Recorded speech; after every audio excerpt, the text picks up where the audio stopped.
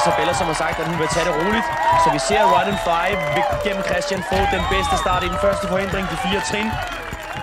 Isabella får god fart på her, kommer over. Slip, flot. Og her der ser vi... Christian bruger den helt rigtige teknik. Se, hvordan han bruger det første sejl til at få fart i.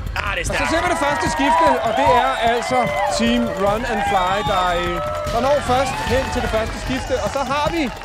Nej! Ja! Hun er i vandet, men hun er ikke ude. Hendes hold er ikke ude. Altså nærmere Team Run and Sink. Ja, det er det. Altså, de har været rigtig, rigtig meget nede og smage på de baljer her. Og det betyder jo altså, når Elias er over at klappe Gian i hånden, så er der en 6 sekunders straf, før Team Run and Fly får fortsætte.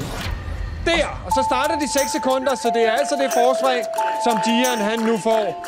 Og vi har set ham i jerngyngerne før, og det er jo altså en disciplin, han mestrer. Og her, der var de 6 sekunder gået. Og nu har han ryggen til, Gian. Han har et dårligt udgangspunkt. Hvor er det spændende det her. Begge to er altså ude på jerngyngerne. Og der har han fat. Nej, så kæmper de om den samme gyng. Nej. Det er dramatisk og tæt, det her. Se. Hold op. Nej, vi får noget for pengene. Der var simpelthen en overhaling. Det var vel det, der i fodbold ville hedde obstruction. Men her, der var det okay. Lad os se, man kommer helt han kigger sig. Og så er det Gian, der har fordelen. Det er et utroligt drama her. Ja, det er det. Gian kommer med sit første forsøg. Kig så. Han er langt fra. Han har våde sko. Er der fat? Er der udligning? Og der bliver udlignet!